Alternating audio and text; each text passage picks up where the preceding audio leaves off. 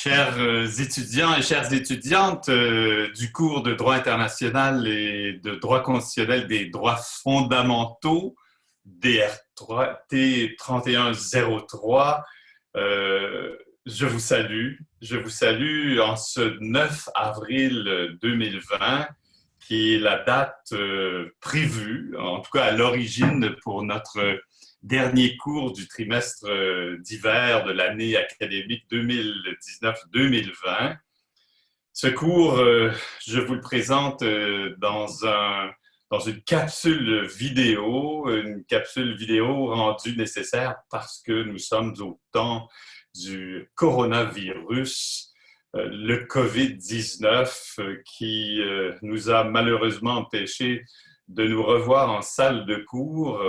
notre dernier cours ayant eu lieu il y a un mois et qui nous donnait l'occasion de nous voir pour la dernière fois. Mais puisque l'université nous a permis à organiser ces cours en mode non présentiel, selon cette terminologie nouvelle que nous avons apprivoisée, ben, je peux vous offrir ce dernier cours de notre enseignement de droit international et de droit constitutionnel des droits fondamentaux. Et ça me fait donc plaisir de vous retrouver à l'heure où vous aurez choisi de nous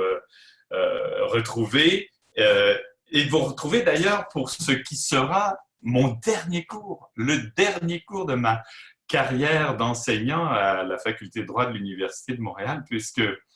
dans quelques jours, à la fin du mois prochain, le 31 mai, je serai un professeur à la retraite. J'aurai enseigné entre le 1er juin 1982 et le 31 mai 2020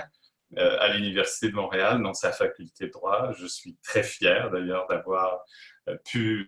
avoir cette carrière universitaire et je suis particulièrement fier que vous soyez mes derniers étudiants, mes dernières étudiants de la dernière génération d'étudiants auxquels j'aurais pu faire des cours de droit international, de droit constitutionnel et en ce qui nous concerne, des cours portant en particulier sur les droits fondamentaux, sur l'interface entre le droit international et le droit constitutionnel lorsqu'il s'agit des droits fondamentaux. Alors, donc, nous allons passer quelques heures ensemble pour ce dernier cours et je voulais juste dire quelques mots sur l'actualité, comme je l'ai fait à chacun de nos cours. Nous passions ensemble quelques minutes au début de chaque enseignement pour commenter l'actualité. Je ne peux pas m'empêcher de commenter l'actualité du COVID-19, de cette pandémie déclarée par l'Organisation mondiale de la santé, dont nous avions parlé au moment où l'OMS tardait, selon certains, à le faire. Mais cette pandémie de la maladie du coronavirus, COVID-19, comme on l'a abrévié, en est une qui a suscité des débats et qui continue de susciter des débats lorsqu'il s'agit des droits fondamentaux. Et les mesures qu'ont pris les divers gouvernements dans les derniers mois, les dernières semaines, et qui prendront vraisemblablement un peu partout dans le monde, on présente des enjeux de droits fondamentaux, puisque lorsqu'on décide, par exemple, d'interdire des rassemblements à l'intérieur et à l'extérieur, comme le gouvernement du Québec l'a fait en application de décrets, d'arrêtés qui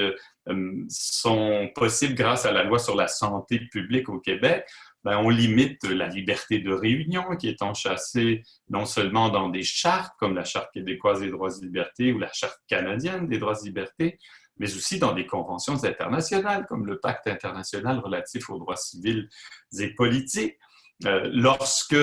on confine des personnes et on exige qu'ils soient confinés, on limite aussi leur liberté, leur droit à la liberté. Lorsque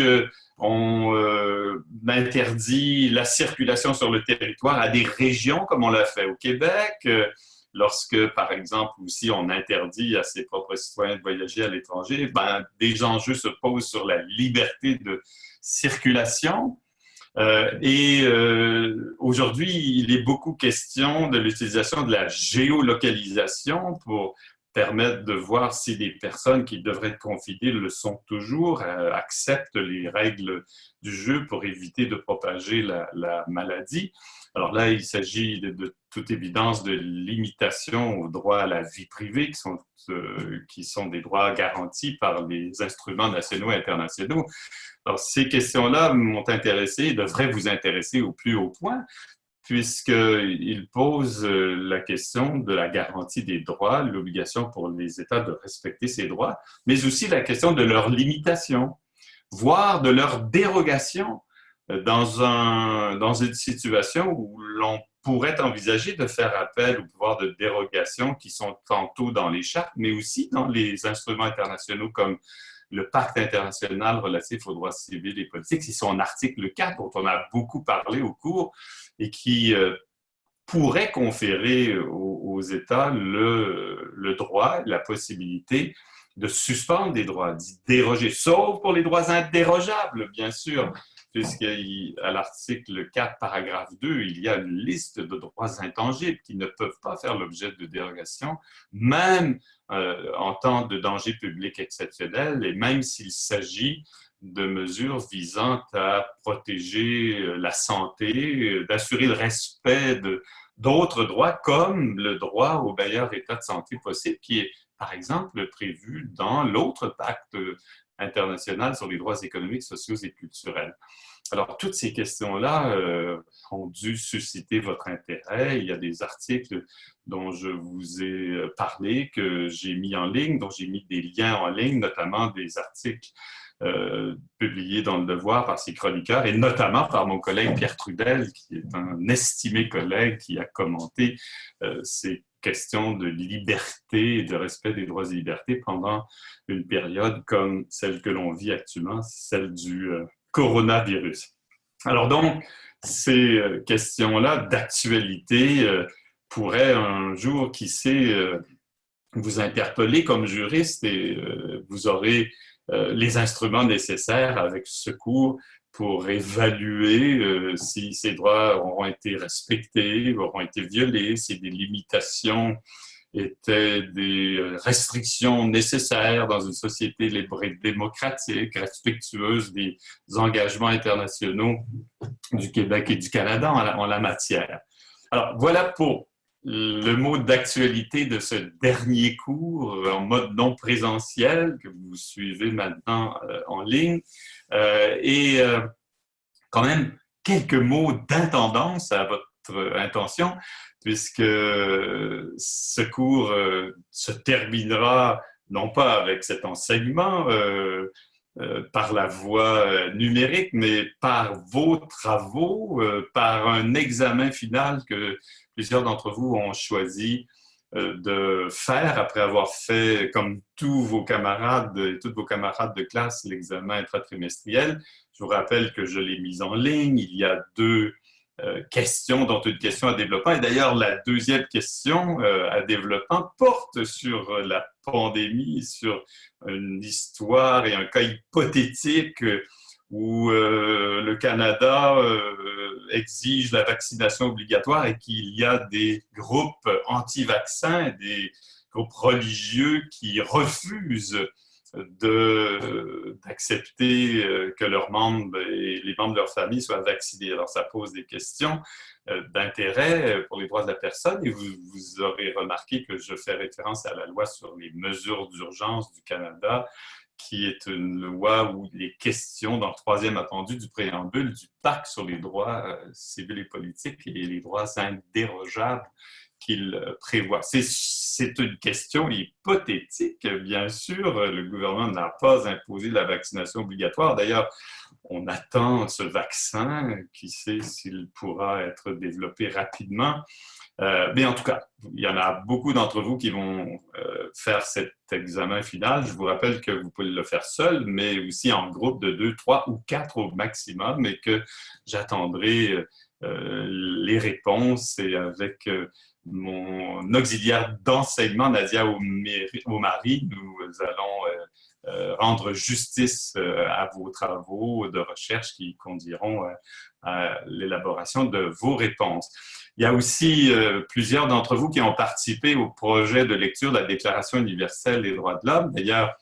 si tout va bien, vous aurez pu visionner cette lecture qui a été préparée par chacun et chacune d'entre vous, et vous aurez aussi l'occasion de voir votre nom sur le générique, ceux qui ont participé à cet exercice qui a été réalisé par ma fille Catherine,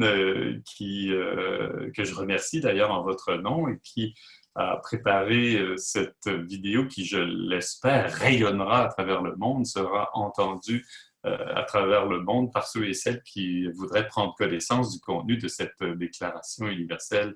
des droits de l'homme. Vous avez à me faire parvenir un commentaire écrit de l'article que vous avez lu, et donc je l'attends beaucoup et avec impatience. Et si les choses vont bien, je pourrais peut-être rassembler tous les commentaires que vous aurez faits et faire un ouvrage sur la Déclaration universelle des droits de l'homme. Et il y a quelques-uns d'entre vous, deux groupes qui avaient préparé des exposés oraux, l'un sur la peine de mort et le droit international et le droit constitutionnel des droits fondamentaux, et l'autre sur le commerce des armes et le droit national et le droit constitutionnel des droits fondamentaux, des exposés qui ont dû être présentés par écrit dans des diaporamas que j'ai affichés sur la page de mon site qui est consacrée au cours, des diaporamas très bien faits. Il y a eu un certain nombre de questions, de commentaires qui ont été faits sur ces exposés écrits. Vous pouvez lire ces questions et commentaires, et vous devriez pouvoir lire les réponses qu'ont données les étudiants aux questions et leurs commentaires, des commentaires qui ont été formulés aussi sur mon site et la page qui est réservée aux cours sur le site. Alors, je vous rappelle à tous et toutes que l'échéance pour la remise de ces travaux, ou en tout cas la transmission de ces travaux à mon adresse électronique dans les circonstances, mais je vous promets de bien respecter l'anonymat qui s'impose lorsque l'on corrige des examens avec Nadia Omari. On les attend le lundi 20 avril au plus tard à 15h30. Alors, c'est important de nous faire parvenir vos réponses par la voie électronique de façon à ce que nous puissions les corriger, puis faire parvenir vos résultats aux autorités facultaires. Alors voilà pour les examens et travaux que vous allez devoir remettre d'ici le 20 avril. Donc, vous avez encore 11 jours pour réussir ce tour de force, et j'anticipe le plaisir de vous lire et de corriger ces examens. Je vous rappelle que ma devise a toujours été, et le sera jusqu'à la fin, que votre succès sera le mien. Et j'espère que donc vous serez tous capables de bien réussir ce cours. Alors, justement, ce dernier cours, ce 13e cours de notre trimestre en est un qui portera sur la Déclaration universelle des droits de l'homme et sur ce que je voudrais voir naître une constitution de l'humanité. Alors, je l'ai intitulé « De la Déclaration universelle des droits de l'homme à une constitution de l'humanité ». Et le plan de cours que vous retrouvez sur le diaporama, à la page 2 du diaporama, propose que l'on étudie en première partie cette idée d'une déclaration universelle qui pourrait conduire à l'adoption d'une charte universelle des droits fondamentaux. Donc, nous allons parler de cet instrument qui existe déjà et d'un instrument qui pourrait exister, une charte universelle des droits fondamentaux. Et je voudrais aussi vous parler de cette idée d'instituer, ce qui n'est pas le cas actuellement, d'une juridiction internationale, d'une Cour universelle des droits fondamentaux, ce qui conclurait la première partie. Dans la deuxième partie, je voudrais parler de la Charte des Nations unies, mais encore là, un peu comme de la Déclaration universelle vers la Charte universelle des droits fondamentaux, évoquer l'idée de substituer à cette Charte des Nations unies une constitution de l'humanité. On parlera de l'humanité, de ce qu'est ou ce que pourrait être l'humanité, comment elle pourrait être définie. Et pour parler éventuellement, et ça terminera ce développement, de l'enchâssement de la Charte universelle des droits fondamentaux dans une constitution de l'humanité. C'est un cours qui me permet de rêver avec vous, puisque c'est pas évident qu'on pourrait remplacer une déclaration universelle par une charte universelle, puis de passer d'une charte des Nations unies à une constitution de l'humanité, mais l'université est un lieu où on peut rêver, où on peut se projeter dans l'avenir, où on peut repenser le monde, ou dans notre cas, la communauté internationale à travers le droit et l'instrument d'ingénierie pour un meilleur monde que peut être le droit international et le droit constitutionnel des États. Et donc, lorsqu'il s'est agi de vous inviter à préparer le cours, je vous invitais à relire la Charte des Nations unies et la Déclaration universelle des droits de l'homme. Et il y a quelques documents qui pourraient être d'un intérêt particulier pour ce cours, une déclaration des droits de l'humanité qui a été rédigée il y a quelques années en France à la demande du président de l'époque, François Hollande, qui a été commentée dans un rapport final. Et vous allez voir qu'on pourrait envisager d'inclure des droits, des principes des droits et des devoirs qui sont mentionnés dans ce texte dans une charte universelle des droits fondamentaux ou dans une constitution de l'humanité. Un commentaire un peu doctrinal a été fait par une juriste, Catherine Lebris, de ce traité. Et lorsqu'il s'agira de la Cour universelle des droits de l'homme, j'ai fait une communication il y a quelques années sur un projet d'intérêt historique où l'Australie avait proposé dès 1947 à doter le monde d'une Cour internationale des droits de l'homme. Et donc, ce sont des documents que vous pourrez lire après le cours, si vous le souhaitez, pour aussi vous projeter dans l'avenir. Alors, commençons avec la première partie de la Déclaration universelle des droits de l'homme à une Charte universelle des droits fondamentaux. Alors, pourquoi parler à nouveau de la Déclaration universelle des droits de l'homme? C'est parce que c'est encore aujourd'hui un instrument majeur dans la vie de la communauté internationale. Vous vous rappelez que la Déclaration universelle, adoptée en 1948 au Palais de Chaillot à Paris, qui avait eu droit au soutien de 48 pays à l'époque, y compris le Canada, qui avait hésité à voter en faveur parce qu'il s'était même abstenu en troisième commission, comme je vous l'ai dit, et comme l'a bien documenté mon collègue, ancien étudiant William Chabas, dans un article que je vous invitais d'ailleurs à lire au tout début de ce cours. Cette déclaration universelle, dont 48 États qui votent pour, 0 contre. Il faut quand même se rappeler qu'aucun État s'était objecté à l'adoption de cette déclaration. 8 États s'étaient abstenus, les États du bloc soviétique, l'Afrique du Sud qui est en train de légiférer l'apartheid et l'Arabie saoudite qui était en désaccord notamment avec les dispositions sur la liberté de religion qui créait le droit de changer de religion dans un pays qui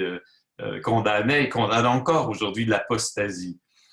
Et 2 États étaient absents. Alors, curieusement, il y en a qui n'ont pas voulu se commettre et voter pour ou contre ou s'abstenir. Et on n'a jamais pu identifier les raisons pour lesquelles ces 2 pays, je crois que c'était le Honduras et l'Uruguay,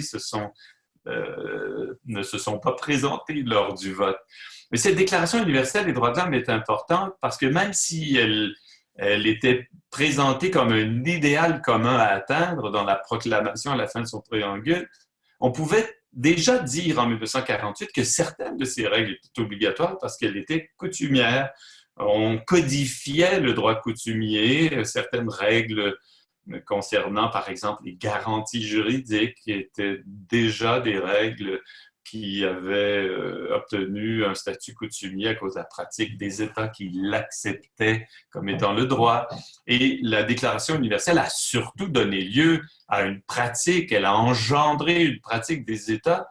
qui a fait que plusieurs droits qui étaient contenus sont progressivement devenus des droits coutumiers, des droits qui naissaient de la coutume et qui donc étaient obligatoires, contraignants pour les États. Donc la Déclaration universelle, même si à l'époque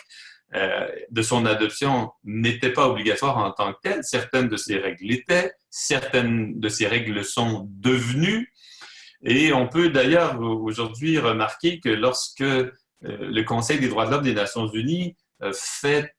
son examen périodique universel des droits de l'homme, il le fait en fonction notamment de la Déclaration universelle des droits de l'homme, et aucun pays n'échappe aujourd'hui à l'examen périodique universel. Alors, et cette déclaration a conduit à la codification et au développement progressif des droits fondamentaux dans l'ordre juridique international, puisque plusieurs autres traités ont été adoptés, les pactes internationaux sur les droits de l'homme, le premier sur les droits civils et politiques, le deuxième sur les droits économiques, sociaux et culturels, qui sont venus d'ailleurs juridiciser davantage des règles contenues dans la Déclaration universelle, leur donner un caractère conventionnel obligatoire, puisque s'agissant de traités auxquels des États deviennent parties, ils ont l'obligation de les exécuter de bonne foi, comme le dit la Convention de Vienne sur le droit des traités. Et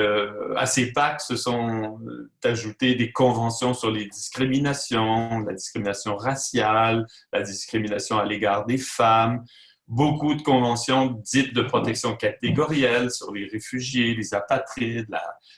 fameuse convention relative aux droits de l'enfant de l'ONU, qui est une convention auquel tous les États du monde sont partis, sauf les États-Unis d'Amérique. Il y a un certain nombre d'autres traités et instruments, comme par exemple ceux qui interdisent le génocide, la torture, qui comptent parmi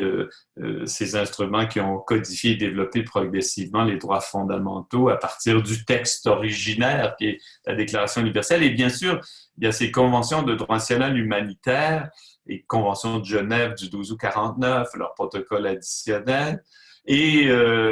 les conventions de droit international pénal, et notamment le statut de Rome de la Cour pénale internationale, qui ont bonifié les protections des droits fondamentaux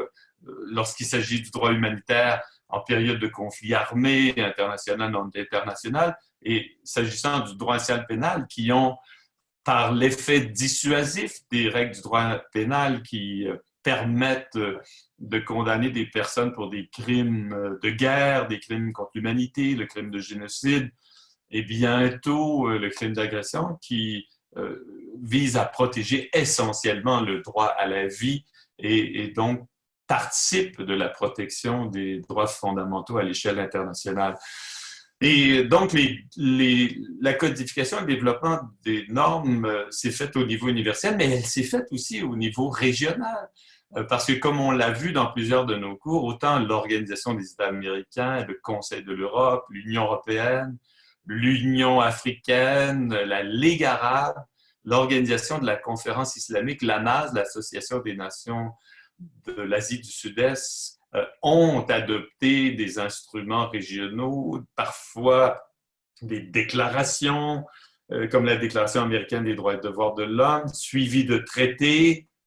importants, la Convention américaine. En Europe, il s'est agi essentiellement de traités, la Convention européenne des droits de l'homme et ses multiples protocoles qui enrichissaient le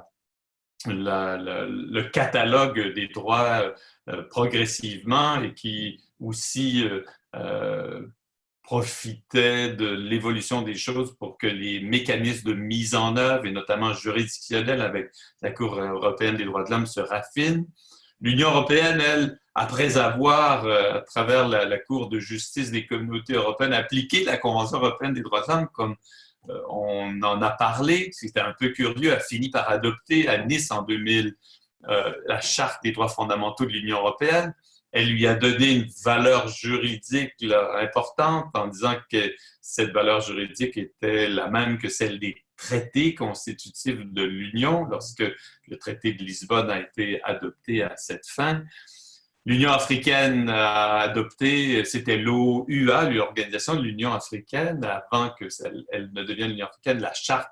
africaine des droits de l'homme et des peuples, qui est aujourd'hui un instrument qui est mis en œuvre par la Commission et la Cour africaine. La Ligue arabe a adopté 2 chartes arabes. La première n'a jamais fonctionné, n'a jamais été ratifiée de façon significative. Elle a été remplacée par une nouvelle charte arabe à laquelle sont partis plusieurs États du monde arabe. Il y a même une cour arabe qui a été créée, mais elle ne fonctionne pas pour l'instant parce que trop peu d'États, en fait un seul, l'Arabie saoudite, ce qui est surprenant, ont ratifié la convention qui créait une cour arabe des droits de l'homme. L'Organisation de la conférence islamique a adopté une déclaration islamique, comme vous le savez. Cette déclaration, comme la charte arabe démontre qu'il y a une très grande diversité dans la façon de penser les droits fondamentaux, puis aussi le rapport qu'ont les droits fondamentaux avec la religion ou les religions. Et plus récemment, l'ANAS a donné une déclaration asiatique des droits fondamentaux qui est le premier instrument régissant la question des droits fondamentaux au niveau international entre les pays de cette organisation qui ne comprend pas la Chine et certains autres pays où la question des droits fondamentaux pose problème. Et on a parlé, vous vous rappelez, dans un cours de l'OSCE, l'Organisation sur la sécurité et la coopération en Europe, l'Organisation nationale de la francophonie avec sa déclaration de Bamako et le Commonwealth comme étant des organisations qui se sont intéressées un peu plus tard à la question des droits fondamentaux et qui ont mis en place des mécanismes plus diplomatiques pour tenter d'obliger les États participants ou les États membres de ces organisations qui sont plutôt géoculturelles ou géolinguistiques de respecter les droits fondamentaux. Alors, vous voyez, depuis la Déclaration universelle, il y a eu tant d'instruments internationaux qui régissent les droits fondamentaux et qui font que peu de pays échappent maintenant à un examen de leur respect des droits civils et politiques de la première génération, des droits économiques, sociaux et culturels de la deuxième génération, ou ces droits de solidarité, comme on les qualifie, le droit à la paix, le droit à un environnement sain de la troisième génération. Et des développements sont à suivre parce qu'il y a des droits nouveaux qui parfois émergent. Il y a le débat sur les devoirs. Est-ce qu'on devrait avoir autant de devoirs qu'on a de droits? D'ailleurs, dans cette période de pandémie, on fait appel aux devoirs des gens pour assurer le respect des droits des autres en leur imposant des obligations qui sont aussi importantes selon certains des droits. Et la question s'est posée et se pose toujours, est-ce qu'on devrait réécrire la Déclaration universelle des droits de l'homme en 2020? Est-ce qu'on pourrait envisager de réécrire cette déclaration? L'idéal commun à atteindre a-t-il été atteint ou a-t-il été atteint pour certains droits et pas pour certains autres? Et moi, j'ai toujours cru qu'il vaudrait la peine de s'engager dans un exercice où on pourrait repenser le contenu de la Déclaration universelle des droits de l'homme. Et j'aurais pour idée de la transformer en une charte universelle des droits fondamentaux. Je pense qu'il faudrait mettre l'accent sur son universalité comme le faisait la Déclaration. L'idée d'une charte, c'est l'idée d'un instrument encore plus fondamental qui aurait un caractère obligatoire. Et vous savez que moi, je préfère le vocable droits fondamentaux, hein, parce que je préfère qu'on mette l'accent sur la fondamentalité des droits que sur leur titulaire, parce que lorsqu'on parle des droits de l'homme, on semble exclure en tout cas la femme, même si on prétend qu'au plan générique, le mot homme comprend la femme. Mais les droits fondamentaux n'appartiennent pas seulement qu'aux individus, ils peuvent appartenir aux minorités, aux peuples, des droits collectifs. On assiste à une prolifération d'instruments qui visent à protéger les animaux. Alors, et peut-être on devra envisager l'idée de protéger l'humanité elle-même et lui conférer des droits de telle sorte que moi, je préfère mettre l'accent sur la nature des droits que sur leur titulaire dans un titre d'un nouvel instrument. Et donc, je privilégierais l'idée d'adopter une charte universelle des droits fondamentaux. Et certains diront que ce n'est pas très réaliste parce qu'il serait peut-être difficile de faire adopter une telle charte universelle des droits fondamentaux dans le contexte actuel, alors que la Déclaration universelle, je vous le rappelle, a été adoptée tout de même à l'unanimité, 48 pour et 0 contre, des abstentions, des absences. Est-ce que l'on pourrait faire ça aujourd'hui si c'est l'Assemblée générale des Nations unies qui est invitée à adopter une charte universelle des droits fondamentaux? Est-ce que les 193 États membres voteraient en faveur ou est-ce qu'il y aurait des voix dissidentes et est-ce qu'on pourrait s'entendre même sur un document qui reflèterait les vues de l'ensemble des membres des Nations unies? Alors, c'est certain que si on ne tente pas la chose, on n'aura pas une réponse à cela. Mais à mon avis, il vaudrait la peine d'y réfléchir. En tout cas, à l'Université de Montréal, dans notre faculté de droit, dans notre classe, on en a déjà parlé. Et j'en parle encore en conclusion de ce cours parce qu'il vaudrait la peine de voir s'il y a une possibilité, s'il y a une faisabilité. D'ailleurs, dans les années passées, j'ai demandé à vos camarades de classe, dans des questions d'examen, de rédiger une charte universelle des droits fondamentaux. Et j'ai eu parfois des textes inspirants, des textes qui démontraient qu'il était possible, il était probablement souhaitable de rédiger une nouvelle charte universelle des droits fondamentaux pour se substituer à la Déclaration universelle. Ayant été adoptée en 1948, est-ce qu'on devrait se donner une échéance? Est-ce qu'on pourrait penser célébrer la Déclaration universelle de 48 c'est 75 ans plus tard? Non, ça c'est trop tard, ça aurait été en 2019. Alors, donc on pourrait peut-être vouloir célébrer le 80e anniversaire ou le 85e anniversaire, ou peut-être ce ne sera que 100 ans plus tard, en 2048, qu'on pourra adopter une charte universelle des droits fondamentaux. Et lorsqu'il s'agira de son contenu, de cette charte universelle des droits fondamentaux, peut-être pourrait-on envisager d'aller chercher les droits qui n'étaient pas dans la Déclaration universelle et qui sont apparus dans les autres traités adoptés sous l'égide de l'ONU ou des traités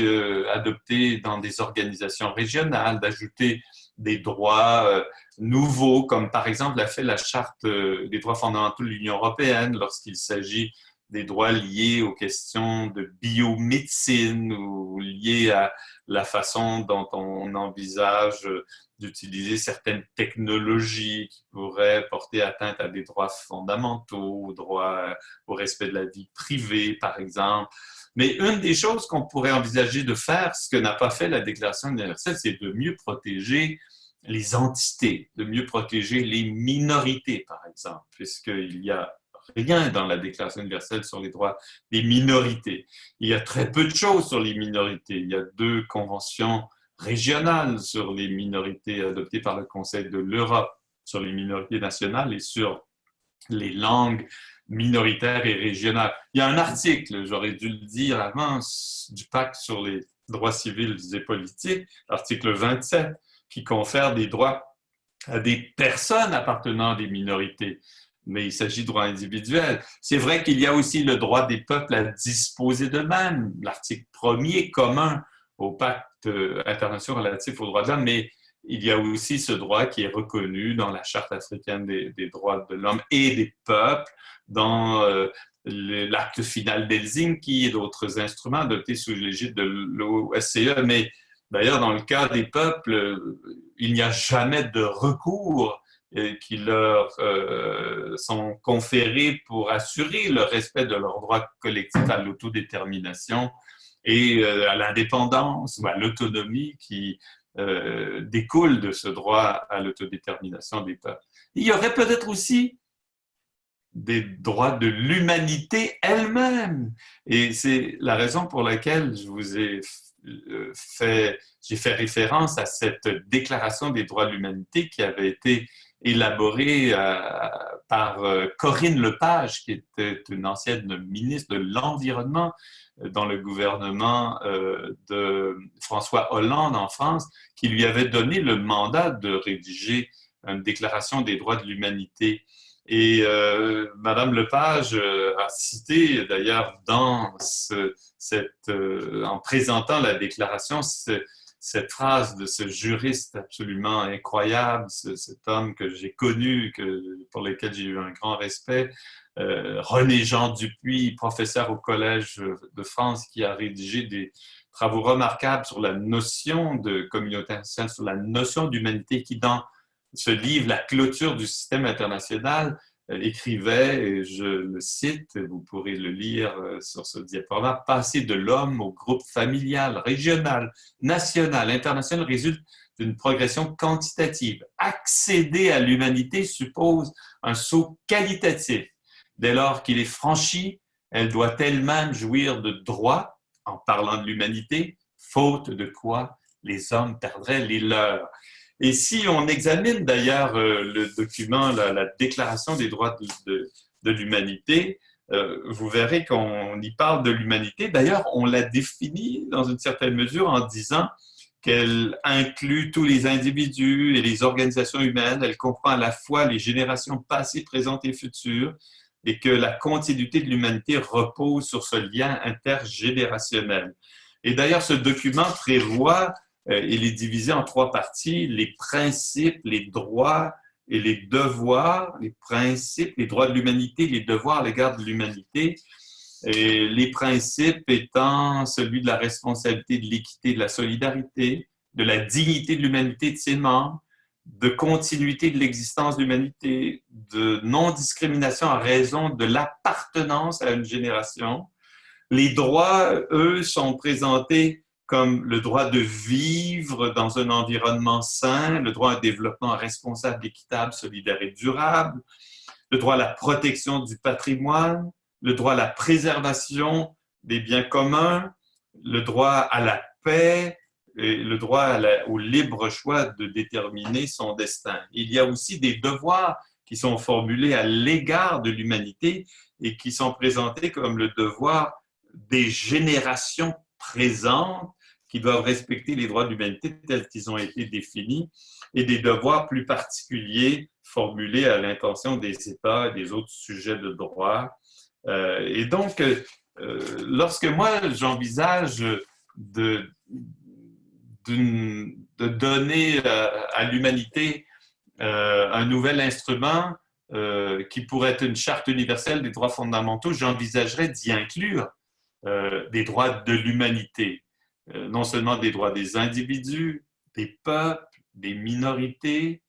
peut-être aussi, pourquoi pas, faire un document qui soit holistique en incluant les droits des animaux. Et est-ce qu'on pourrait même envisager d'inclure des droits à la faune, à la flore? Je crois qu'on devrait être très ambitieux dans une charte universelle des droits fondamentaux et voir la question de la protection de ces droits comme étant un tout applicable à toutes les espèces vivantes, humaines ou pas nécessairement humaines, mais à l'humanité comme collectivité elle-même.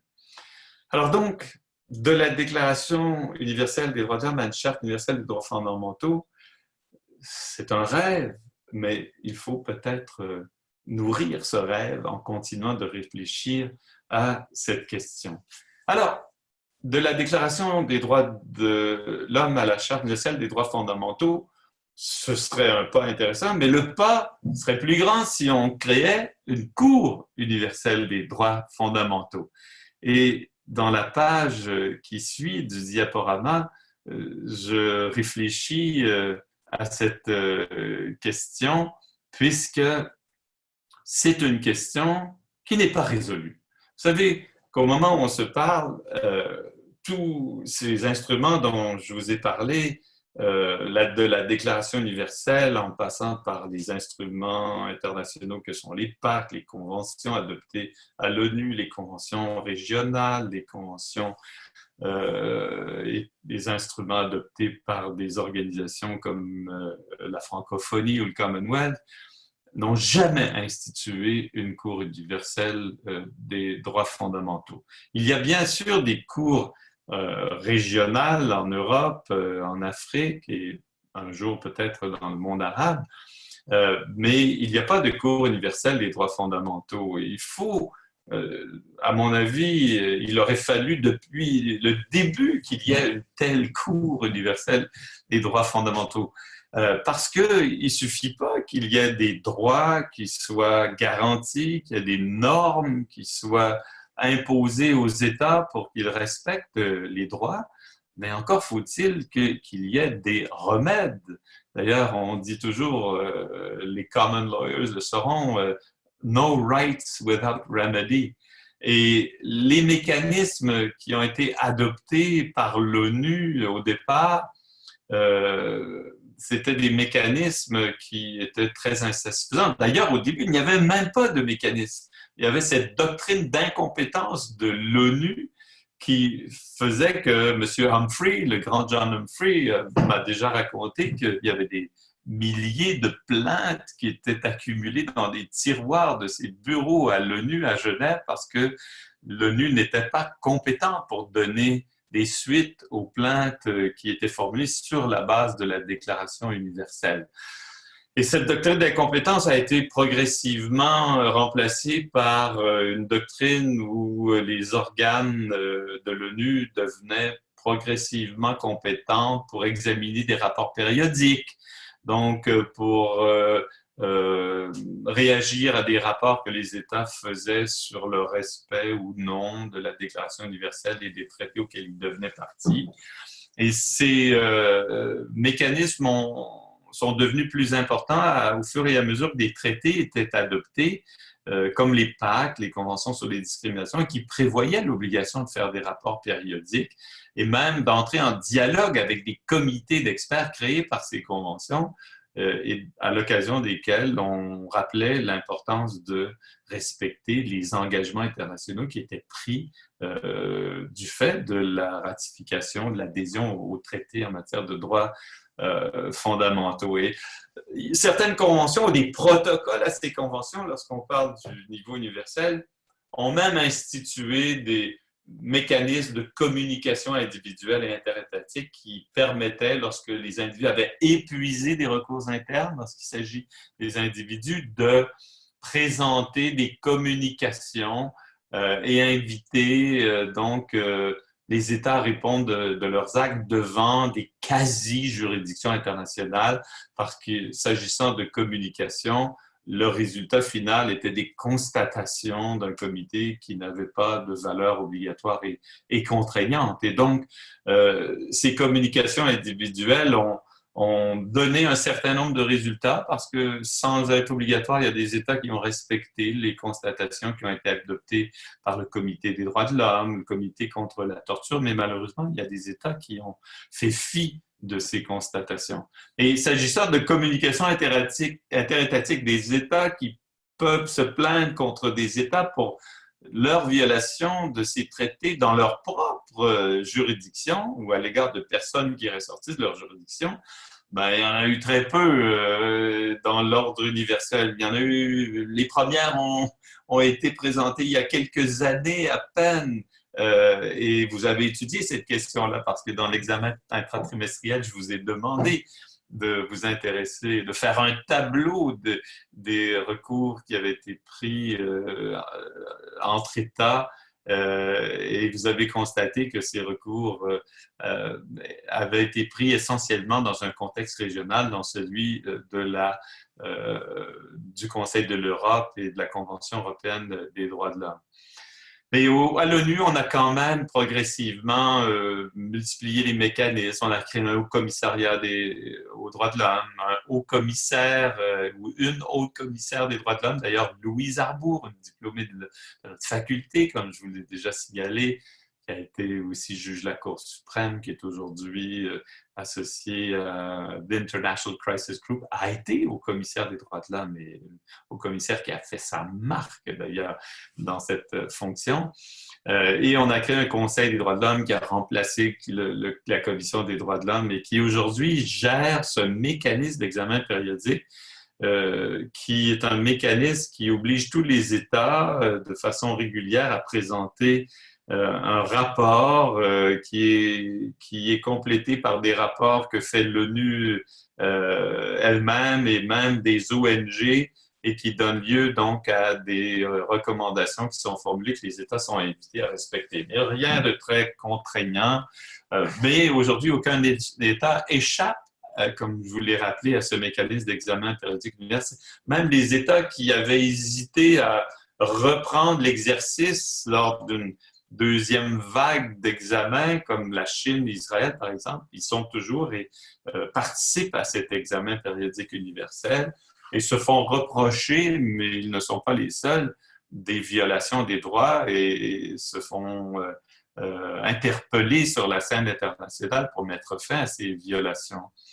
Et au niveau universel, donc, il y a eu des évolutions, mais des évolutions qui n'ont jamais mené à la création d'une juridiction permanente dont je parlais tout à l'heure, ce qui n'est pas le cas au niveau régional, parce que, comme vous le constatez, vous l'aurez constaté dans le cours, au niveau de l'OEA, il y a eu création non seulement d'une commission, mais d'une Cour interaméricaine des droits de l'homme qui siège au Costa Rica, à San José. Malheureusement, ceux et celles d'entre vous qui devaient aller, devaient participer au programme d'été au Costa Rica, qui a été annulé en raison de cette pandémie, ne pourront pas visiter le siège de la Cour interaméricaine des droits de l'homme à San José, Costa Rica, mais c'est tout de même une institution qui existe et qui a rendu plusieurs jugements jusqu'à présent, des avis consultatifs d'un grand intérêt, vous en avez lu quelques-uns, mais qui n'est pas compétente à l'égard de tous les pays de l'OEA, tous les États membres de l'OEA, notamment pas du Canada ni des États-Unis, parce que ni l'un ni l'autre n'ont voulu à ce jour accepter la compétence de la Cour interaméricaine et permis à leurs citoyens, leurs citoyennes, nous-mêmes, de prendre des recours devant cette Cour. Alors, la Cour européenne, elle a une compétence beaucoup plus large parce que les 47 États membres du Conseil de l'Europe doivent se présenter devant la Cour européenne des droits de l'homme lorsque les individus qui ont épuisé leurs recours internes s'y présentent et répondent de leurs demandes. D'ailleurs, c'est une condition d'existence ou d'appartenance au Conseil de l'Europe maintenant que d'accepter de devenir partie à la Convention européenne et d'accepter la compétence obligatoire d'une Cour européenne des droits de l'homme. Il n'y a plus de Commission européenne des droits de l'homme, comme je vous l'ai dit, parce qu'il y a une fusion des deux commissions et cours pour créer une seule Cour. Mais elle n'est pas sans faire l'objet de critiques, la Cour européenne, parce qu'il y en a qui n'aiment pas que des juges s'intéressent aux affaires internes et disent au gouvernement qu'ils ont violé la Convention. L'exemple de la contestation du Royaume-Uni de Mme May parle d'elle-même, et la Russie a même envisagé de se retirer de la Convention et de ne plus accepter par conséquent la compétence de la Cour européenne des droits de l'homme, tant il y a eu de requêtes par des Russes devant cette Cour et tant il y a de recours interétatiques qui ont été intentés contre la Russie par l'Ukraine, notamment en raison de ce qui s'est passé en Crimée, de son annexion. Une juridiction très intéressante, une juridiction qui rend beaucoup d'arrêts et qui est un peu débordée tant elle a de requêtes, mais qui pourrait d'ailleurs être l'exemple à suivre lorsqu'il s'agit d'une juridiction internationale qui pourrait être créée. Il en va de même pour la Cour de justice de l'Union européenne, qui peut mettre en œuvre maintenant cette charte des droits fondamentaux de l'Union qui a la même valeur juridique que les traités, puis dont la jurisprudence émerge là, et qui peut déclarer des actes de l'Union des États membres qui mettent en œuvre le droit de l'Union, qui peut donc évaluer et déclarer inopérant et contraire à la charte des actes posées par l'Union et ses États membres. Il y a une agence des droits fondamentaux de l'Union aussi qui vise à bien familiariser les citoyens et citoyennes de l'Union européenne avec les droits fondamentaux qui leur sont reconnus en cette qualité. Une Cour africaine des droits de l'homme a été créée aussi par la Charte africaine des droits de l'homme et des peuples. Elle a rendu quelques arrêts, ça a été long, puis il y a très peu d'États encore qui sont partis au traité, au protocole qui crée cette Cour africaine des droits de l'homme. Puis il y a une transition qui est très lente à se faire avec la fusion de la Cour africaine des droits de l'homme et la Cour de justice de l'Union africaine, le traité qui fusionnait cette cour, ou ces deux cours n'est pas encore entré en vigueur. Puis il y a eu aussi récemment des amendements qui visaient à donner à cette nouvelle cour des compétences très élaborées en matière de droit pénal international parce qu'il y a eu une certaine fronde des États africains contre la Cour pénale internationale dont on n'appréciait pas la propension à ne traduire que des Africains devant la Cour, ce qui n'est pas tout à fait exact. Et je vous ai parlé de cette situation particulière où une Cour de justice d'une communauté économique des États d'Afrique de l'Ouest avait la possibilité de mettre en œuvre et d'assurer le respect de la Charte africaine des droits de l'homme et des peuples. Et vous vous rappelez qu'il y a eu une affaire concernant l'esclavage qui a été décidée par cette Cour de justice et où on a condamné un pays pour violation de la Charte africaine. C'est assez spécial. Il s'agira de suivre aussi cette Cour de justice. Il y a une commission arabe des droits de l'homme, il y a une Cour arabe dont j'ai parlé qui n'existe pas pour l'instant, il y a une commission des droits de l'homme de la NAS, il y a des institutions de l'OSCE, du commun de l'OEA. Mais tout cela ne m'est jamais paru suffisant et satisfaisant parce qu'il devrait y avoir une Cour universelle des droits de l'homme. Il devrait y avoir une cour, une juridiction qui soit accessible aux personnes qui prétendent qu'un pays a violé leurs droits les plus fondamentaux, ceux qui sont garantis par la Déclaration universelle, par les traités internationaux. Même pour les traités régionaux, lorsqu'on n'est pas satisfait d'une décision de la Cour européenne, la Cour universelle sera le lieu où porter les décisions des cours régionales en appel. Et cette idée de Cour universelle n'est pas neuve, puisque l'Australie avait proposé dès 1948 de doter l'ONU, en tout cas le système des Nations unies, d'une Cour universelle des droits fondamentaux. Et vous pourrez aller voir le document. J'ai retrouvé ce document d'ailleurs à l'université McGill, puisque John Humphrey, celui qui était à l'origine de la Déclaration universelle, ou en tout cas celui qui a rédigé le premier projet, ce professeur à l'université McGill, ce Québécois, canadien, né, je crois, dans une province maritime, mais qui a fait toute sa carrière à McGill, avant et après avoir servi comme directeur de la division des droits de l'homme de l'ONU, l'Australie avait proposé, après l'adoption de la Déclaration universelle, ou même au moment où on étudiait le projet de pacte international relatif aux droits civils et politiques, l'idée d'instituer une cour. Mais cette idée n'a pas été acceptée. Et lorsque les pactes ont été adoptés en 1966, il n'y avait pas de cour universelle qui avait été créée pour mettre en œuvre les deux pactes, puisqu'il y a eu une division du pacte international sur les droits de l'homme qui devait être unique, mais qui a été séparé en deux parties. Mais ces projets de doter le monde d'une Cour universelle des droits de l'homme continuent. Il y a eu un projet en 1993 par l'Italie. Il y a eu des travaux faits par des universitaires et par des personnes aux États-Unis, en Allemagne, ailleurs dans le monde, qui ont même rédigé the Statute of the World Court of Human Rights, le Treaty of Lucknow, que vous pourrez facilement trouver. Et tout au long de l'histoire, il y a des grands juristes comme René Cassin, qui était aussi l'un des rédacteurs de la Déclaration universelle des droits de l'homme, mon directeur de thèse, le professeur Gérard Cohen-Jonathan, une autre professeure française, Monique Chemillé-Gendreau, Manfred Nowak,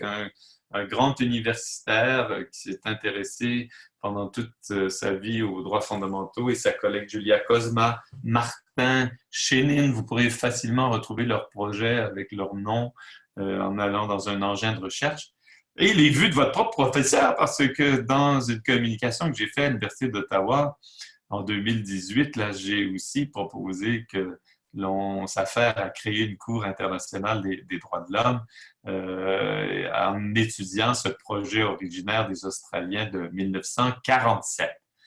Alors, de la Déclaration universelle des droits de l'homme à une Charte universelle des droits fondamentaux, en passant par une Cour universelle des droits fondamentaux, tel est mon rêve, telle est mon ambition pour l'humanité. Mais j'ai une plus grande ambition encore, parce que je souhaitais que l'humanité ait sa constitution. Et c'est peut-être le constitutionnaliste qui va vous parler, formuler cette proposition de passer de la Charte des Nations unies à la Constitution de l'humanité. Alors, deuxième partie de ce cours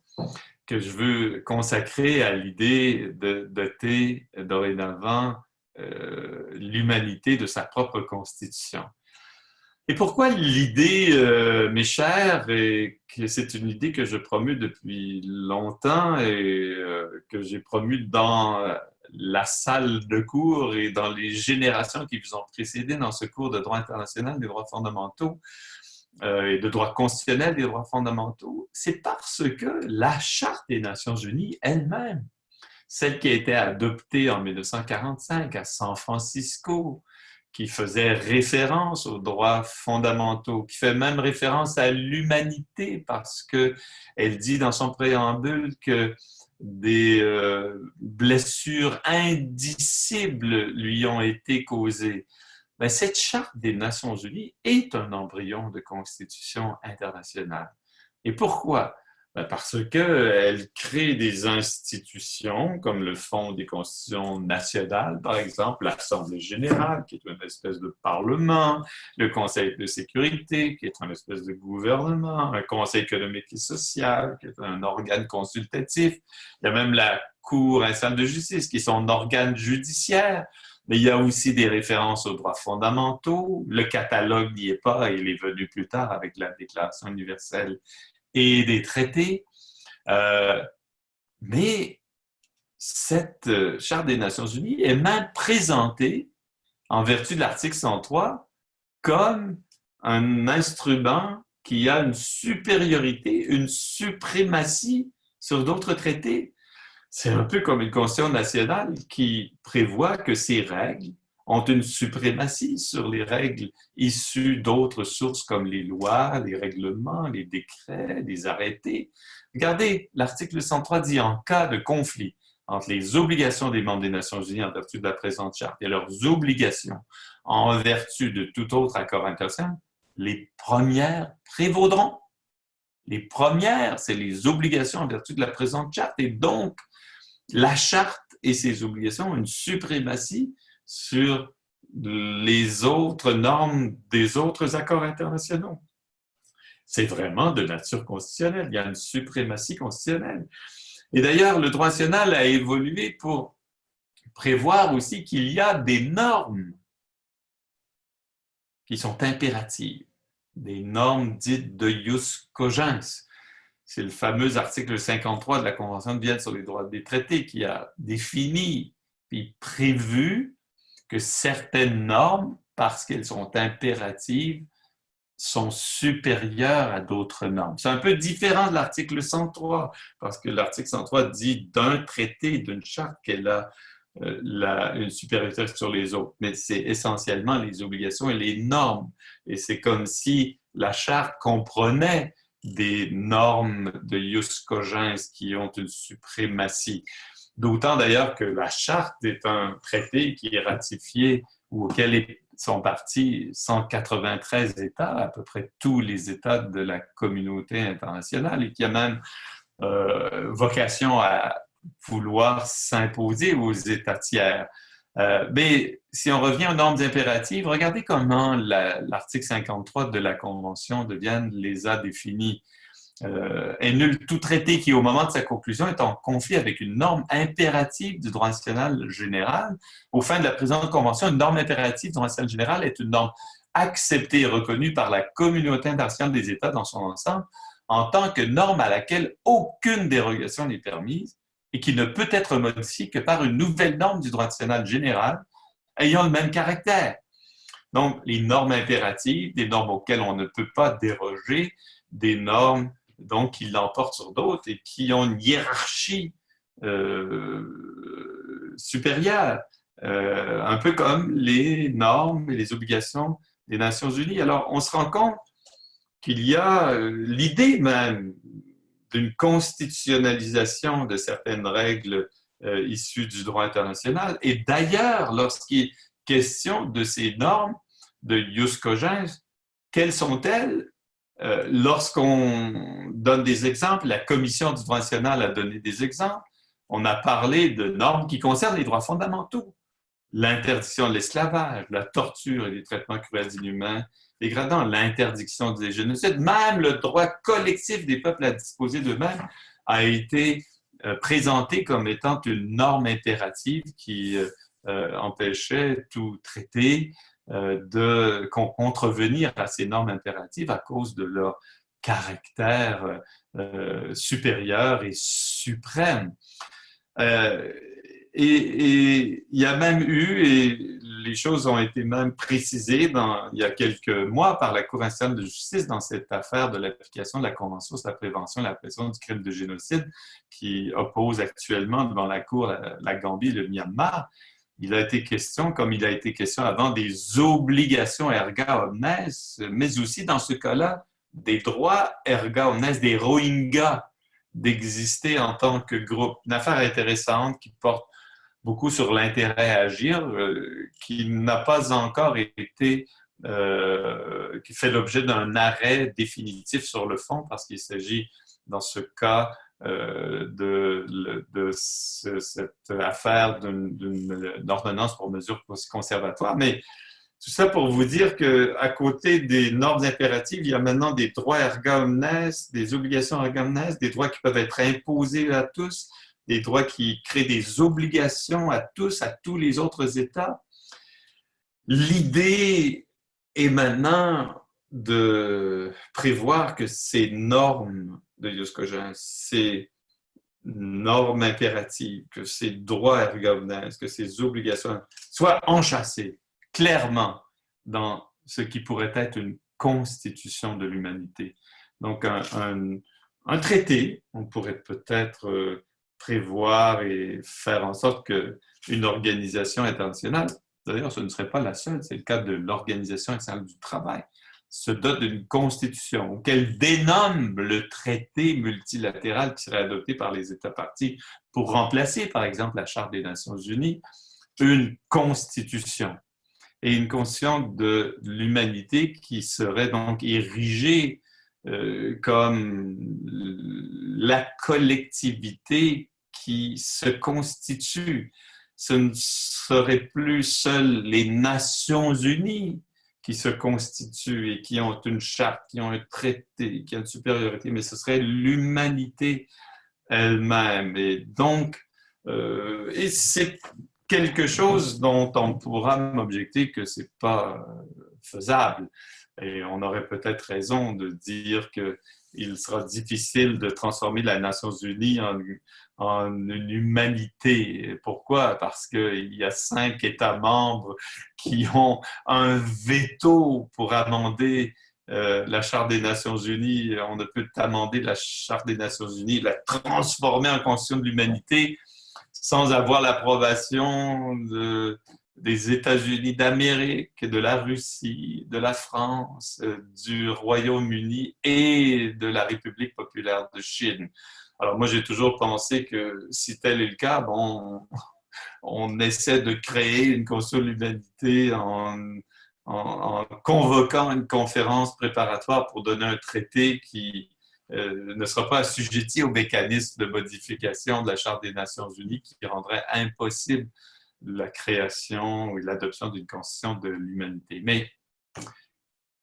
c'est un autre rêve qui mérite d'être réalisé à terme, parce que moi, j'ai toujours cru à l'idée même de l'humanité. Alors, parlons-en de cette humanité et de cette charte universelle des droits fondamentaux qui devrait y être incluse. Alors, prochaine diapositive. Donc, les normes de jus cogens des droits fondamentaux dans une constitution de l'humanité passeraient, à mon avis, par l'enchâssement des droits civils, politiques, économiques, sociaux et culturels, des individus, des droits collectifs des minorités et des peuples, des autres espèces, animales, fauniques, et des droits de l'humanité, notamment ceux qui ont été définis dans la déclaration que Mme Lepage a formulée, puis elle nous a donné des idées sur le contenu des droits de cette humanité. Et bien sûr, dans cette charte universelle, on pourrait prévoir la création de cette Cour universelle des droits fondamentaux dont j'ai parlé. Ou si on ne voulait pas qu'il y ait une Cour universelle, pourquoi ne pas conférer à la Cour internationale de justice ou une Cour internationale de justice et de droits fondamentaux, à l'exemple de la future Cour africaine de justice et des droits de l'homme, ben, la compétence en matière de droits fondamentaux. Et une question que je n'ai pas abordée jusqu'à présent, c'est le rapport entre le droit international et les droits fondamentaux qui pourrait même maintenant ou dans le futur être enchâssé dans une charte qui serait elle-même dans une constitution qui aurait une valeur suprême. Ben, la question des rapports que pourrait avoir cette constitution, cette charte, avec les droits nationaux, avec les constitutions nationales.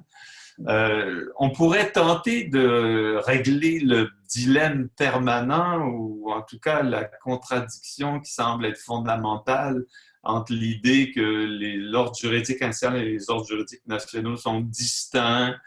qu'il faut toujours que les États approuvent des constitutions ou des traités internationaux qui n'ont pas nécessairement d'effet dans leur droit interne parce qu'on a choisi un système dualiste, comme c'est le cas du Canada et du Royaume-Uni, ou même quand on a choisi d'être moniste, comme la France ou les États-Unis, là, on invente des concepts comme les traités auto-exécutoires, self-executing, pour empêcher que les conventions aient des effets directs et obliger qu'ils soient traduits dans de la législation nationale. Alors, l'idée d'une constitution d'humanité, d'une charte qui en ferait partie, en est une qui devrait être traduite par l'idée d'une hiérarchie claire entre le droit international et les droits nationaux, l'idée que tous les droits nationaux devraient être sujets à la Charte universelle des droits fondamentaux puis la Constitution de l'humanité et qu'on devrait par conséquent très clairement, même dans l'ordre interne, prévoir la suprématie du droit international et des droits fondamentaux enchâssés dans une Constitution de l'humanité. Puis si vous croyez que c'est une idée qui est dépassée, ben, il y a même quelqu'un, ce Pierre-Frédéric Leplé, qui a rédigé un ouvrage en 1884, il y a plus de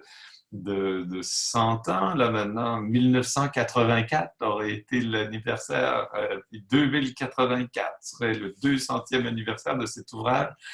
Je ne sais pas si c'est un modèle parce qu'après avoir lu le contenu de la Constitution de l'humanité, c'est une affaire et un texte qui était plutôt conservateur et qui mettait beaucoup l'accent sur la famille et les droits de la famille. Mais c'est pour dire que cette question n'a pas échappé à la réflexion et que aujourd'hui, plus que jamais, on devrait réagir et penser en termes de l'humanité comme étant un sujet de droit, comme même se substituant à cette notion de communauté internationale qui a gagné de l'importance dans les dernières années parce qu'on parle souvent maintenant de la communauté internationale. Mais à mon avis, c'est l'humanité qui est l'entité, le corps que nous devrions promouvoir, dont nous devrions voir l'existence mieux enchâssée, ce qu'elle est déjà, parce que l'humanité a ses lois, parce qu'on a toujours dit, par exemple, des règles de droit international, du droit international humanitaire qui constituaient les lois de l'humanité. L'humanité aussi a son patrimoine, puisque le fond des mers, la zone, les nodules polymétalliques font partie du patrimoine commun de l'humanité. D'ailleurs, le sont aussi la Lune et les corps célestes, d'après cette grande traité sur l'espace extra-atmosphérique. On dit des astronautes, qui sont les envoyés de l'humanité. On peut commettre contre l'humanité des crimes. Donc, elle existe, cette humanité. On dit du génome humain qu'il est le symbole de l'humanité. Alors, pourquoi ne pas aller vers l'étape ultime de la reconnaissance de l'humanité comme le grand sujet collectif de droit national, lui doter ou la doter d'une constitution, d'enchasser une charte universelle des droits fondamentaux dans cette constitution. Alors, c'est là mon rêve. Je ne sais pas si vous le partagez. Si c'est le cas, faites-en la promotion. Après ce cours, après avoir suivi ce cours et avoir peut-être été convaincu que tout n'a pas été dit, tout n'a pas été fait. Il ne faut pas renoncer à changer le monde et de faire du monde une communauté, non seulement d'une communauté internationale, d'une humanité, parce que nous avons une humanité commune. Alors voilà quelques idées que je voulais vous transmettre, vous faire part de ces rêves que sont ceux de votre professeur de droit international qui a pris beaucoup de plaisir à faire ce cours avec vous, même s'il a été écourté dans notre salle de cours, qu'il ne nous a pas permis, sinon qu'à la fin du dernier cours, de nous saluer. Il y a une belle photographie de notre cours qui a été prise et qui est sur la page de notre site, qui constituera un beau souvenir. En tout cas, pour moi, ce sera un beau souvenir de cette classe, de ma dernière classe, à laquelle j'offre ce dernier cours. Mais quand je fais mon dernier cours, dernière séance de cours, comme je l'ai fait dans le passé, aujourd'hui, ce sera la dernière. Je veux toujours faire quelques suggestions, quelques propositions sur ce que vous pourriez faire pour parfaire vos connaissances lorsqu'il s'agit du droit international et du droit constitutionnel, des droits fondamentaux. Et une des choses que je vous conseillerais de faire dans les prochaines années, si cette matière vous a passionné et si vous croyez qu'elle continuera de vous passionner, c'est de faire des cours d'été. Puisqu'il y a plusieurs grandes institutions qui offrent des cours d'été spécialisés dans le domaine des droits fondamentaux. Une des plus grandes institutions est cet Institut international des droits de l'homme de Strasbourg, qui est la fondation Cassin, René Cassin, du nom de ce grand juriste français qui est à l'origine de la Déclaration universelle et aussi de la Convention européenne des droits de l'homme. Alors, à chaque été, cet institut propose des cours d'été. Les cours de l'été qui viennent n'ont pas encore été annulés, contrairement à des cours d'autres instituts, et auraient lieu du 29 juin au 24 juillet. Je vous ai mis quelques informations sur les dates d'inscription, les frais de scolarité, les diplômes, certificats ou diplômes que vous pourriez obtenir. Vous avez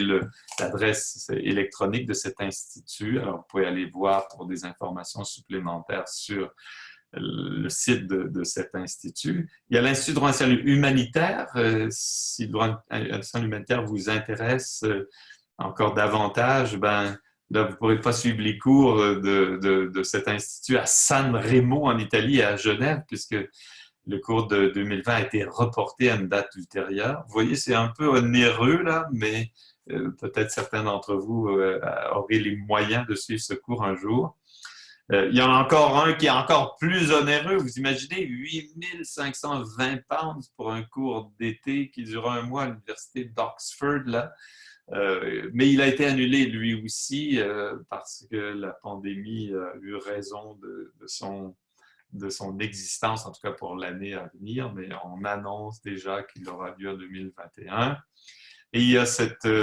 International Human Rights Law Summer School à Utrecht, aux Pays-Bas, qui est beaucoup plus abordable. Ça dure un peu moins longtemps. Alors là, vous avez un peu l'embarras du choix, mais c'est des choses que vous aimeriez faire parce que vous allez y retrouver d'ailleurs un monde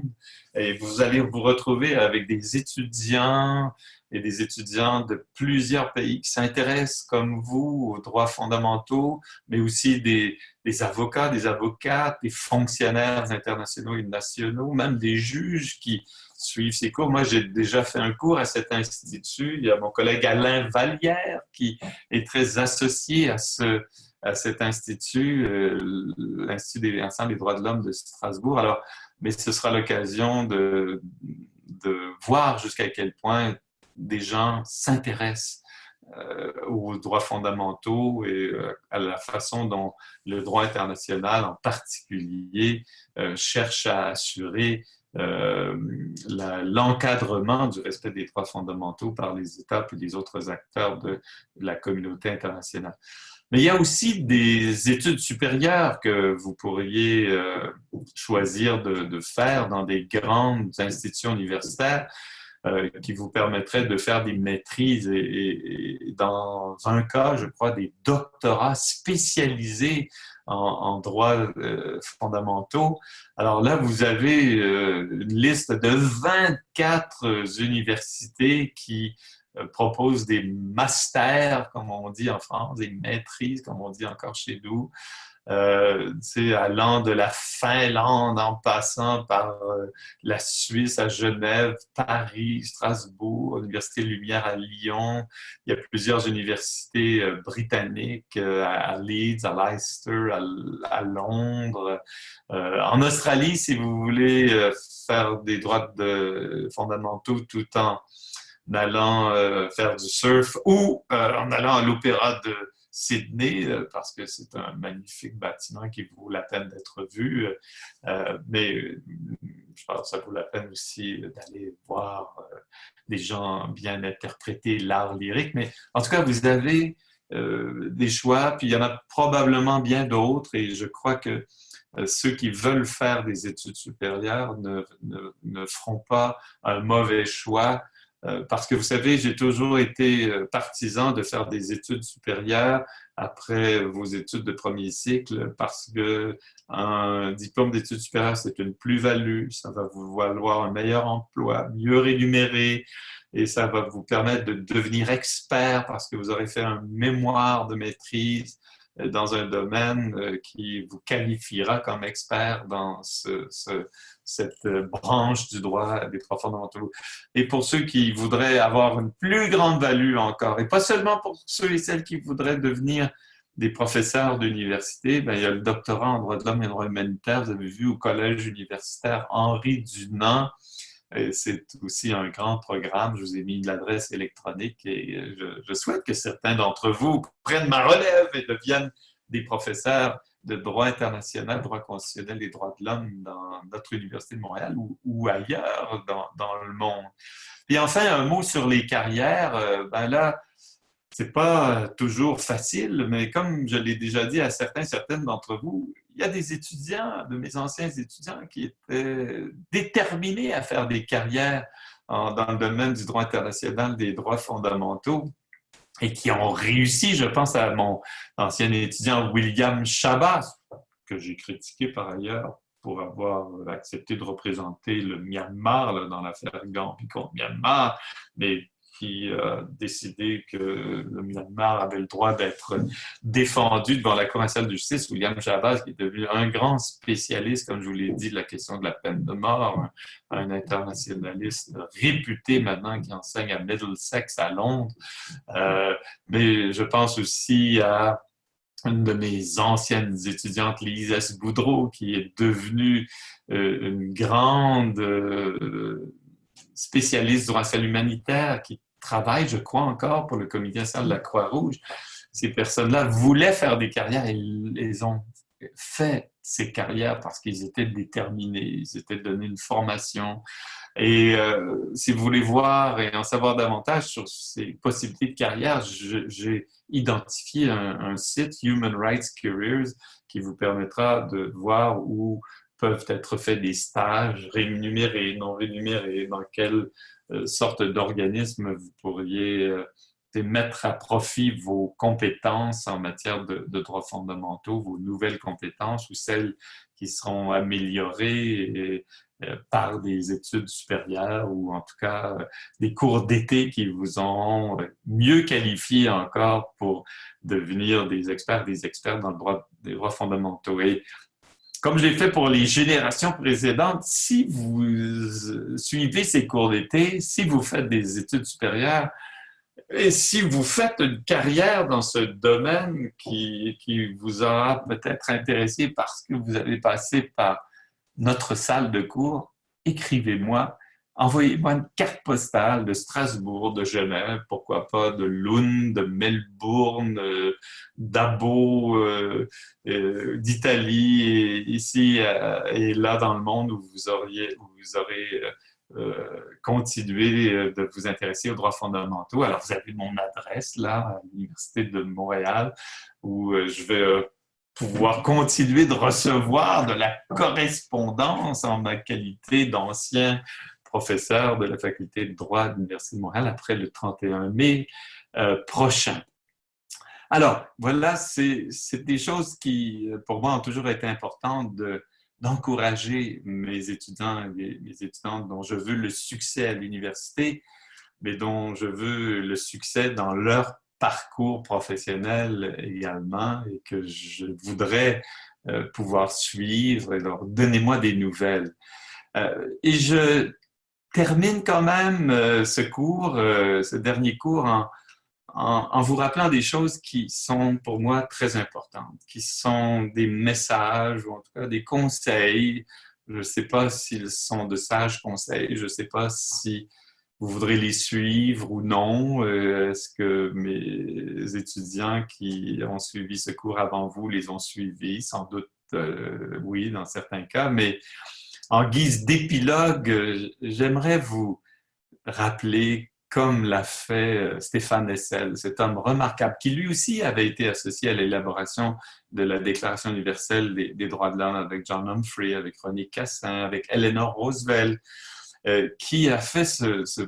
petit livre il y a quelques années intitulé Indignez-vous et qui disait aux jeunes que vous êtes, hein, je le lis, regardez autour de vous, vous y trouverez les thèmes qui justifient votre indignation. Le traitement fait aux immigrés, aux sans-papiers, aux Roms. Vous trouverez des situations concrètes qui vous amènent à donner cours à une action citoyenne forte. Cherchez et vous trouverez. Et je sais que parmi vous, il y a des gens qui sont préoccupés par la condition des migrants, par la condition des personnes qui cherchent refuge dans d'autres pays, qui s'intéressent à l'avenir et à la protection des femmes, des enfants, qui se préoccupent de l'environnement, qui sont des partisans du développement durable et humain, qui marchent dans les rues, qui accueillent Greta de façon spectaculaire à Montréal, comme ça a été le cas il y a quelques mois. Alors, comme Stéphane Hessel, je vous dis moi aussi, indignez-vous parce qu'il y a des raisons de s'indigner, mais aussi il ne faut pas seulement s'indigner, il faut s'engager, il faut répondre à l'appel quand on est indigné. Puis on ne peut pas faire tous les combats, mais quand on aura décidé quel est son combat de prédilection, alors pourquoi ne pas aussi suivre l'avis de M. Hessel dans cet autre ouvrage, Engagez-vous, de connaître comment concrètement il vous est possible d'agir pour lutter contre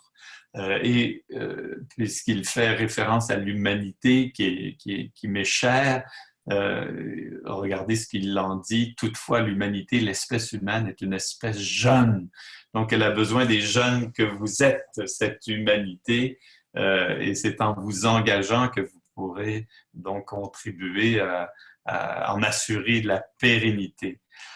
Et dernière chose, vous savez, moi je suis de ceux qui croient que c'est important d'avoir des convictions. Quand on a des convictions, d'ailleurs, on s'indigne puis on s'engage. J'ai toujours cru qu'avoir des convictions politiques, écologiques, féministes, visant la diversité des genres et assurant aussi le respect de toutes les espèces, ou en tout cas faisant la promotion de la respect de toutes les espèces, ben, que ça engendre le respect. J'ai toujours cru qu'il y a des gens qui avaient des convictions, quelles qu'elles soient, peut-être à l'exception de convictions qui seraient basées sur la haine et le sentiment de supériorité, de suprématie des races. Il y a des convictions qui ne sont pas légitimes. Mais quand on a des convictions, on est respecté. J'ai toujours eu le sentiment, c'est que les personnes qui n'en ont pas, qui changent d'idée, comme disait ma mère, comme ils changent de chemise, ben, ne sont pas aussi respectées. Et que même si on peut se faire des adversaires et même des ennemis, on est respecté quand on a des convictions. En tout cas, ma conviction personnelle, c'est que des convictions, et moi j'en ai eu et j'en aurai encore, ne m'ont pas empêché de faire une belle carrière à l'Université de Montréal comme professeur et chercheur et même m'être engagé en politique et dans des combats qui, comme vous le savez, pour l'environnement, avec la critique du retrait par le Canada au protocole de Kyoto, par cette bataille dans laquelle je suis encore engagé pour empêcher l'exportation de véhicules blindés qui ne sont pas légers du tout du Canada vers l'Arabie saoudite, ben, que ça n'a pas empêché, je crois, d'être respecté, d'être apprécié, je l'espère, par des générations d'étudiants. Alors voilà un peu ce message que je vous fais en terminant mon cours et en remerciant d'ailleurs mon grand ami, mon grand partenaire qui le demeurera après même ma retraite, mon ami François-Xavier Saluden, qui est celui qui rend possible ce cours en ligne, ces moments passés avec vous et avec la technologie Zoom qu'il maîtrise. Et je lui ai demandé d'ailleurs de vous saluer à la fin de cet enregistrement pour que vous le voyez, puis pour que vous puissiez savoir qui a été mon complice et dans cette dernière occasion qui m'est donnée de vous parler, d'échanger avec vous et de faire ce dernier cours de notre cours de droit international des droits fondamentaux. Et je vais vous laisser en pensant que vous allez être prudent et prudent dans dans les prochaines semaines, les prochains mois. Je crois que cette pandémie de la maladie du coronavirus exige de nous que nous soyons responsables, que nous soyons préoccupés par le fait que si on ne respecte pas les consignes, si on ne respecte pas les règles qui ont été mises en place par le gouvernement du Québec, entre autres, là, ben, qu'on met la vie des autres en péril, sa propre vie, la vie des autres, le droit à la vie, ce droit si fondamental, enchâssé dans toutes ces grandes instrumentations et dans les chartes qui sont les nôtres. Alors, donc, soyez prudents, soyez généreux et généreuses avec les gens qui vous entourent. Cette pandémie finira par nous laisser, puis nous pourrons retrouver nos amis, nos proches, nos familles, ceux et celles que l'on aime. Et j'espère un jour que nos chemins se croiseront. J'aurais voulu vous inviter à un beau, vous vous rappelez, je vous avais donné rendez-vous le 9 avril après le cours à 16h dans le salon François Chevrette. Nous ne pourrons pas le faire, mais je tiens à lever mon verre de cava, c'est ce que je vous avais promis, à cette génération d'étudiants et d'étudiantes que vous êtes, mes dernières étudiants. Je suis fier d'avoir été votre professeur. J'ai beaucoup aimé le temps passé avec vous en classe et donc je bois à votre santé. Et je termine en musique parce que vous savez que la musique est mon autre passion dans la vie. Et je veux que vous entendiez ce que je crois être un bel hymne à l'humanité, cette pièce chorale a cappella d'un jeune compositeur américain, Eric Whitacre, qui s'appelle Lux Aurumque, et que vous allez apprécier, je pense, parce qu'il rassemble des jeunes des quatre coins du monde et qui donne à penser qu'il y a de la beauté dans ce monde, que l'humanité est une affaire de beauté. Alors, merci et écoutez avec moi cette musique magnifique d'Eric Whitacre.